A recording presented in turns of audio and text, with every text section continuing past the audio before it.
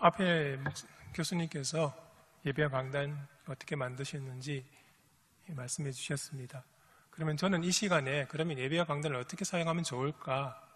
거기에 대해서 이야기를 하려고 합니다.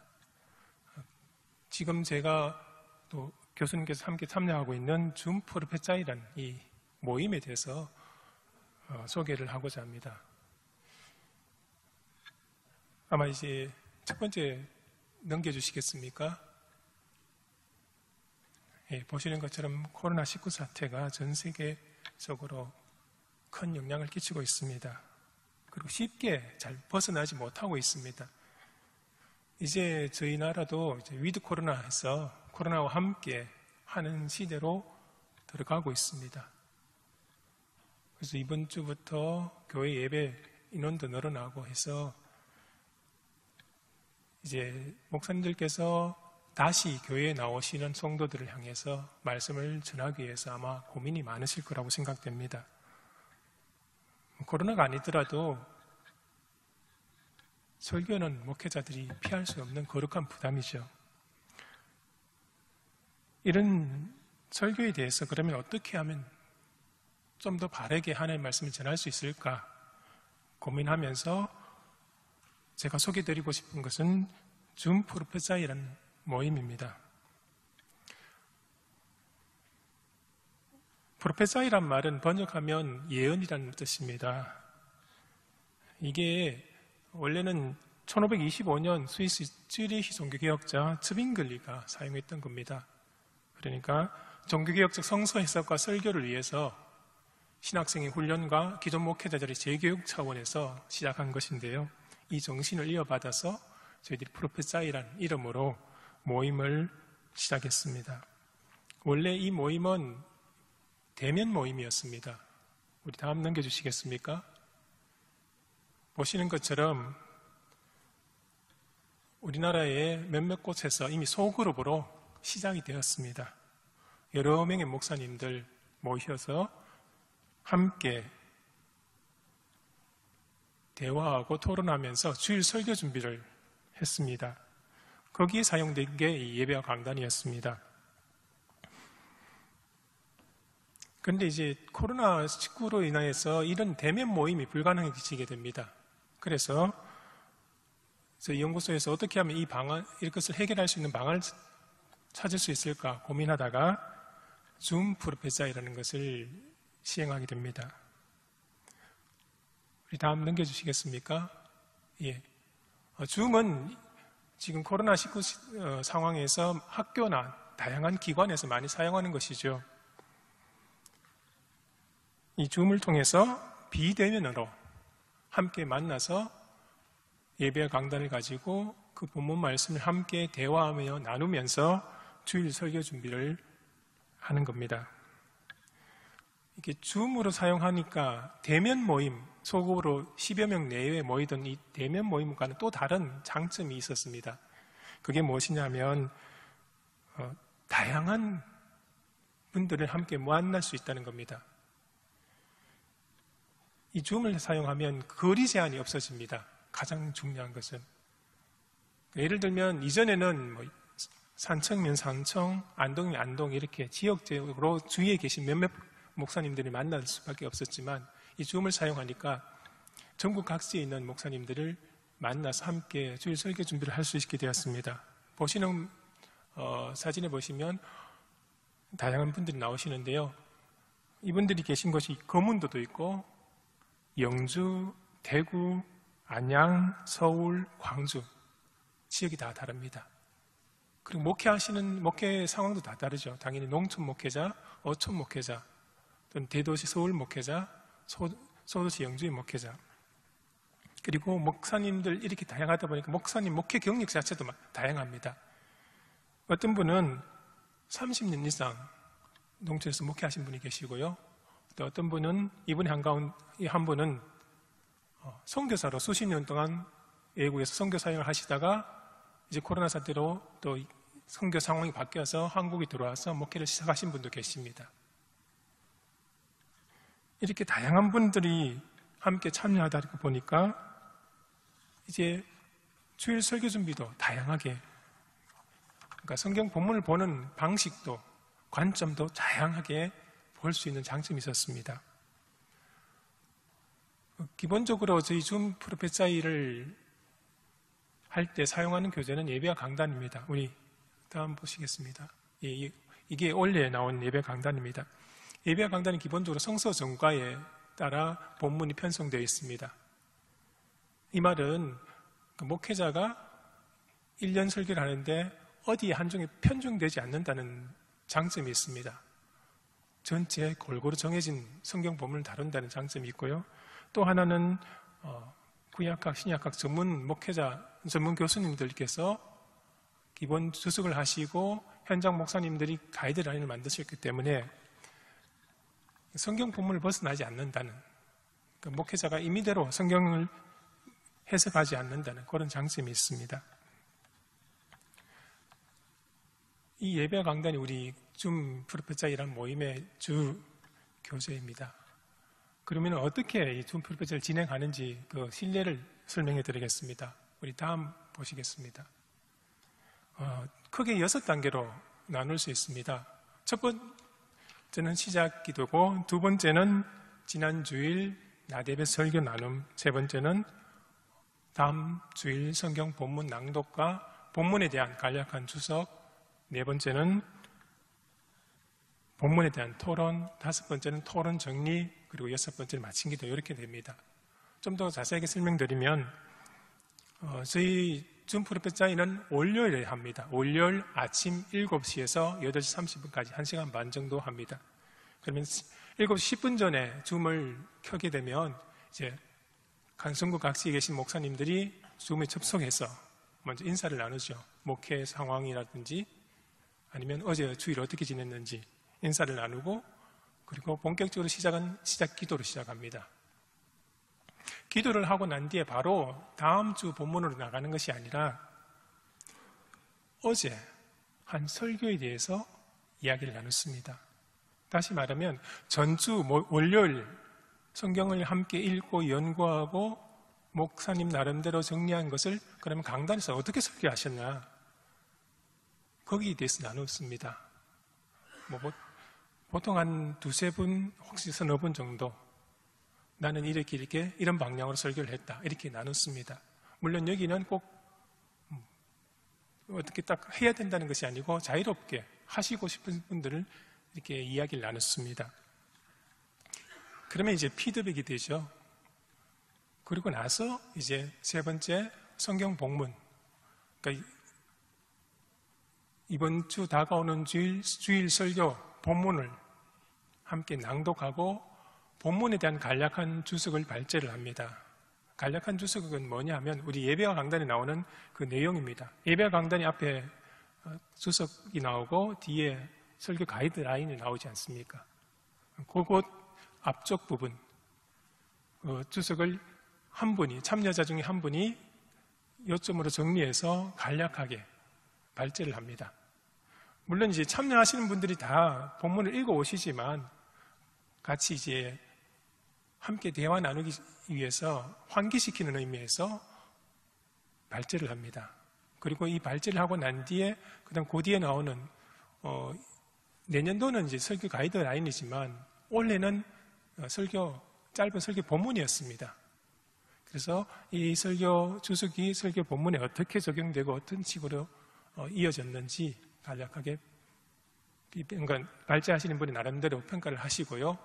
그리고 마지막에 함께 나누고 싶은 주제나 아니면 함께 이야기하고 싶은 질문을 합니다. 본문을 읽으시다 보면 목회자로서 또는 설교자로서 궁금한 점이라든지 이 부분 함께 이야기를 했으면 좋겠다 하는 부분이 있습니다. 그 부분에 대해서 함께 나눴습니다.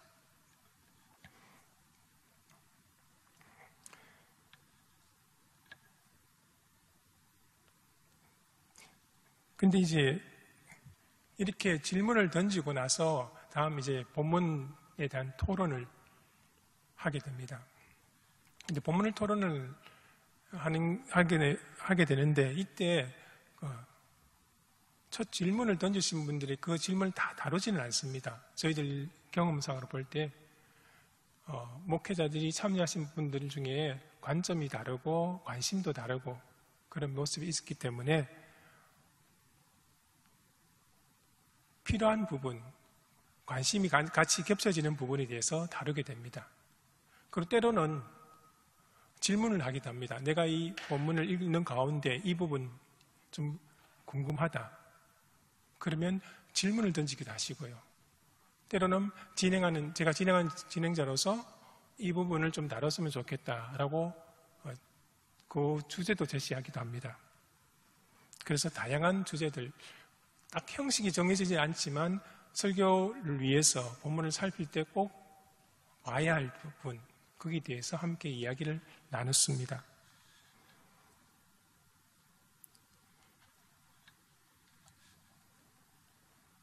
그리고 이 토론에 대해서 말씀드리면 토론을 할 때 보면 저희들 한 9명 내지 10명 정도 참석하는데 모든 분들이 다 활발하게 토론에 참여하시진 않습니다.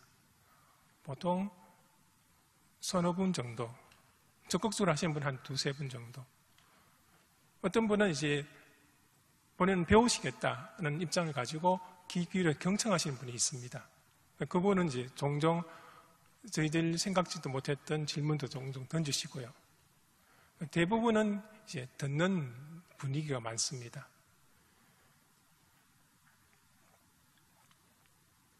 그리고 이렇게 해서 한 시간 정도 토론을 거치면 이제 정리하는 5번째 토론 정리 시간입니다. 그러니까 설교 본문을 작성하기 위해서 나름대로 목회자로서 설교의 방향이나 개요가 필요하지 않습니까? 그러니까 이 시간은 앞에 있던 토론들을 정리하면서 그러면은 어떻게 주일날 설교할 것인지 거기에 대해서 목회자들이 나름대로 정리를 하는 시간입니다. 그러니까 주일날 어떤 주제를 가지고 어떤 방향으로 설교를 할지 그리고 어떤 대지를 가지고 할지 이야기를 정리를 하는 시간입니다. 그러니까 이 토론 시간이 없으면 이제 이 정리 시간이 없으면 열심히 토론하고 열심히 배웠는데 주일 설교하면 또 막연해집니다.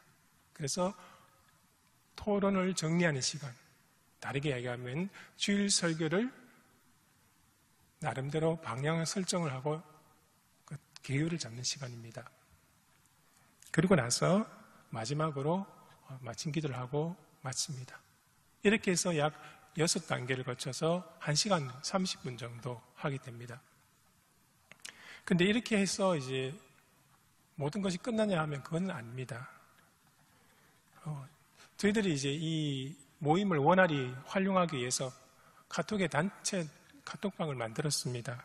물론 이제 중간중간에 광고라든지 때로는 이제 뭐 알릴 일이 있으면 하게 되는데요.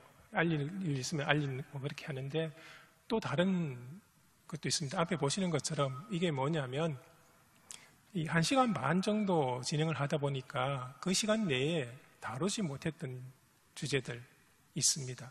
그리고 마치고 난 뒤에 또 궁금한 점이 있습니다. 그러면 카톡방에다가 질문을 던집니다. 그러면 다른 목사님들이 자기가 아는 범위 내에서 답변을 합니다.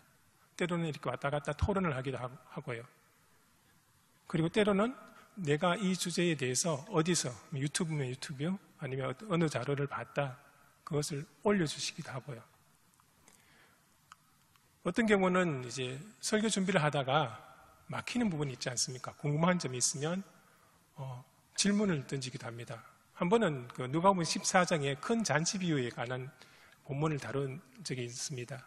그때 이제 목사님 중에 한 분이 제일 큰 잔치 비유의 제일 첫 번째 본문에 보면은 같이 먹던 사람 중에 한 사람이 예수님께 이야기를 합니다. 그런데 그 사람이 누구냐? 어떤 사람일 것이냐? 목사님이 궁금하셔가지고 질문을 올렸습니다. 이 사람이 예수님께 호의적인 사람이냐? 아니면 같이 있던 바리새파 중에 한 사람, 적대적인 사람이냐? 어떻게 생각하냐? 이렇게 질문을 올렸습니다. 그러면 이제 다른 목사님들이 거기에 대한 입장이나 생각을 올립니다. 그렇게 해서 이제 이 카톡방이 활용이 됩니다.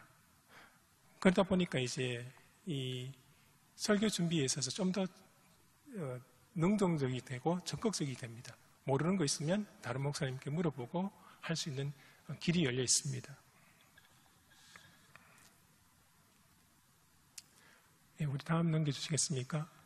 이렇게 이제 프로페사의 모임을 하고 난 뒤에 후속 조치를 저희들은 두 가지를 하고 있습니다. 하나는 보시는 것처럼 줌을 사용할 때 줌에는 녹화 기능이 있습니다. 그래서 줌 프로페사를 하면서 1시간 반 정도를 다 녹화를 넣습니다. 그러고 나서 제가 편집을 해서 유튜브로 올립니다. 사실 이 유튜브에 올린 것은 저희들을 위해서가 아니라 이제 다른 목회자들이나 다른 분들을 위해서 올리는데요. 저는 이제 편집하기 전에 녹화한 원본을 가지고 참석한 우리 줌 프로페서 회원들에게 다 보냅니다. 왜냐하면은 회원들 중에 보면 시간마다 참석하지 못하시는 분이 계십니다. 갑자기 이 교회에 일이 생겨서 신방이나 누가 신방을 오거나 하면 참석하지 못하시기도 하고요. 또 어떤 경우는 하시다가 중간에 일이 있어서 나가셔야 되는 분도 계십니다. 한 30분 하시다가 혹은 1시간 하시다가 일이 있어서 나가시는 분도 있습니다. 그러니까 그런 분들은 전체를 어떻게 진행되는지 어떤 대화가 오갔는지 궁금해 하십니다. 그래서 녹화 원본을 그분들에게 이메일로 보내주십니다. 이메일로 보내드리면 그분들이 보고 이런 이야기가 있었구나, 이런 관점도 있구나, 그렇게 설교 준비하는 데 도움을 받습니다. 그리고 다음 보여주시겠습니까? 예. 그러니까 앞에는 이제 설교 준비에 관한 겁니다. 설교 준비를 하고 어떻게 대화를 하고 어떻게 설교 기회를 잡아가느냐 준비에 관한 거라면, 이제 그 다음 단계는 이제 주일이 지나서 주일날 설교를 하시고 난 뒤에 그분들이 설교한, 요즘에는 이제 동영상을 많이 찍으신 분위기인데요. 설교 동영상을 보내주시거나 아니면은 설교 원고를 우리 카톡방에 올려주십니다. 그러면 그것을 잘 모아서 저희 연구소에서 진행하고 있는 카카오톡 채널로 공개를 합니다. 그래서 설교 본문은 같은데 제목하고 설교 내용이 다양합니다. 이걸 한눈으로 볼 수 있게 자료로 올려드립니다. 물론 이제 저희 카카오톡에 이제 회원으로 되신 분은 매주마다 보내드립니다. 그리고 여러분이 가지고 받으신 그 자료집에 유튜브 채널 인터넷 주소하고 저희들 카카오톡 채널 주소가 있습니다. 유튜브에서는 줌 프로페사이라고 치시면 그 유튜브 동영상들이 지금까지 올라온 것을 다 함께 보실 수 있습니다. 이렇게 해서 후속 조치를 하게 됩니다.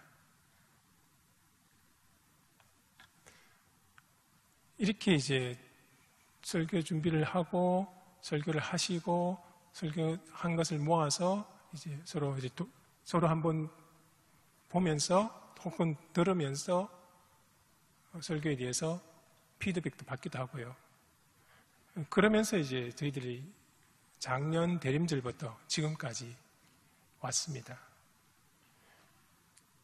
근데 이 줌 프로페사의 모임을 하면서 이제 좋은 점도 있었고 또 주의해서 보완해야 될 점도 있었습니다. 그 좋은 점은 첫 번째는 다양한 관점에서 본문을 이해할 수 있습니다. 앞에서 말씀드린 것처럼 참여하신 목사님들이 다양하십니다. 농촌 목회자도 계시고요. 그리고 어촌 목회자도 계시고 도시 목회자도 계시고요. 그러다 보니까 텍스트를 보는 관점이 다양합니다. 물론 이제 텍스트 그 자체는 하나이지만 보는 관점이 다양합니다. 이런 경우가 한 번 있었습니다. 여러분이 잘 아시는 누가복음에 나오는 씨 뿌린 자의 비유 있지 않습니까?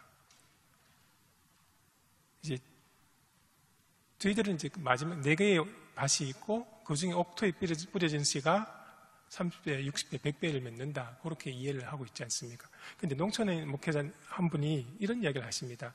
씨라고 해서 뿌리면 다 옥토에 뿌린다고 해서, 씨를 옥토에 뿌린다고 해서 다 열매를 맺는 건 아니다. 씨 중에도 좋은 것도 있고 실 잘못된 것이 있어 사기 안 나는 것도 있다. 그러니까 농촌 경험의 이야기시죠. 그러면서 이제 이야기가 씨를 뿌릴 때 좋은 씨, 진짜 참된 복음을 뿌려야지, 옥토에 뿌려야지 열매를 맺는다. 그런 이제 이야기를 하십니다. 물론 이 이야기는 비유 그 자체에 하고는 조금 다른 관점이지만 그러니까 농촌의 경험을 반영해서 이야기를 하십니다. 그런 관점들 이야기를 하면서 내가 보지 못했던 그 본문에 대한 이해를 할 수 있게 되는 장점이 있습니다. 첫 번째가 이제 다양한 관점에서 본문을 이해한다고 한다면, 두 번째는 참여자들이 도움을 받을 수 있습니다. 설교를 준비하실 때 궁금한 점, 그런 것에 대해서 카톡에 올리면 목사님들이 거기에 대해 답변을 해주십니다. 보통 보면 이제 궁금한 점이 있으면 열심히 인터넷을 찾든지 아니면 주석을 찾든지 그렇게 해야 되지 않습니까? 근데 이 경우는 이미 알고 계신 분들이 종종 있습니다. 그렇기 때문에 질문을 던지면 자료를, 지난번 같은 경우는 한 목사님이 그 교부 주석 내용을 복사해서 카톡에 올려주셨고요. 그런 식으로 특별하게 중요한 자료들을 올려주시면 참고를 할 수 있습니다. 그래서 혼자 준비하는 것보다 훨씬 더 여러모로 효율적으로 설교 준비를 할 수 있습니다. 크게 두 가지 장점이 있고요. 그리고 이제 만약에 이 모임을 하게 된다면 이런 점에 주의를 하셔야 됩니다. 첫 번째는 이 프로페서의 모임을 하려면 꾸준한 참여가 중요합니다. 작년 11월 대림절부터 지금까지 한 11개월 동안 저희들이 이 모임을 가졌는데요. 그 가운데 세 분의 목회자가 함께 참석하시다가 중단에 그만두셨습니다. 이분들이 왜 그만두었는지 이렇게 공통점을 한번 찾아보았습니다. 그랬더니 저희들은 예배와 강단을 가지고 주일 설교를 하기 때문에 예배와 강단에 대해서 함께 나눴습니다. 근데 이분들은 주일 설교를 본인의 목회 계획에 따라서 다른 본문으로 잡아놓았습니다. 그러니까 이분들 같은 경우 저희들 모임을 위해서 예배와 강단의 성경 본문을 읽고 준비를 하고 또 주일날은 주일 본인의 목회 계획에 따라서 설교 본문을 읽고 설교 준비를 하셨습니다. 처음에는 그렇게 크게 문제가 되지 않았는데 이게 한 주, 두 주, 한 달, 두 달 지나면서 부담이 됩니다. 그러다 보니까 더 이상 참여하기 힘들다라는 이야기를 하셨습니다. 이런 경험을 볼 때 꾸준한 참여를 하기 위해서는 설교 본문이, 주일 설교 본문이 같아야 합니다. 저희들 같은 경우는 예배 강단 설교 본문을 택한 이유가 바로 거기에 있습니다. 함께 본문을 한 가지로 하지 않으면 꾸준하게 참여하기 힘드십니다. 그리고 두 번째는 모임 시간 선정 문제입니다. 저희들 모임은 앞에서 말씀드린 것처럼 월요일 아침 7시부터 8시 30분입니다. 아마 목사님들 다 아시겠죠? 월요일 아침, 주일 지나고 난 뒤 월요일 아침 엄청 피곤하시죠? 쉬고 싶고 그러고 싶은 시간인데요. 처음 얼마 동안 저희들 역시 시간 문제로 이야기가 간간히 나왔습니다. 근데 10개월, 11개월 이렇게 해오다 보니까 지금은 월요일 아침 시간에 함께 말씀을 나누는 것이 훨씬 좋다고 이야기하십니다. 월요일 아침에 일찍 말씀을 함께 주일 본문에 대해서 나누고 기본적인 이해를 갖게 된다면 한 주일 동안 틈틈이 그 말씀을 생각하게 된다는 겁니다. 주일 설교를 어떻게 할 건지 기본 이해가 주어져 있으니까 한 주 동안 조금씩 틀을 잡아가고 그렇게 해서 덧붙여 가기도 하고 그러면서 설교를 다듬어 갑니다. 그래서 이제 이 모임을 만드신다면 제가 추천드리고 싶은 것은 가능하면 주 앞쪽에, 주 초반에 모임을 하시면 한 주 동안 주일 설교 준비를 여유 있게 하실 수 있다는 장점이 있습니다. 그리고 세 번째는 모임 인원 문제입니다. 추천드리고 싶은 것은 한 10여 명 정도가 적절할 것 같습니다. 너무 적게 모이면 경험상으로 볼 때 이 토론이 충분히 진행이 되지 않을 가능성이 많습니다. 앞에서 말씀드린 것처럼 저희들 10명, 9명, 10명 모이는데 실제로 활발하게 토론에 참여하시는 분은 2-3분, 많으면 3-4분 정도입니다. 그러다 보니까 어느 정도의 인원 규모가 필요합니다. 그렇다고 해서 너무 많으시면 이야기 나눈, 토론하는 그 내용들이 너무 많아지기 때문에 오히려 산만하고 정리가 안 될 수가 있습니다. 그리고 충분하게 토론이 되지 않을 수도 있습니다. 그래서 한 10여 명 정도 하는 게 좋을 것 같습니다. 그리고 진행자를 세우셔서 꾸준히 진행하면 참 좋을 것 같습니다.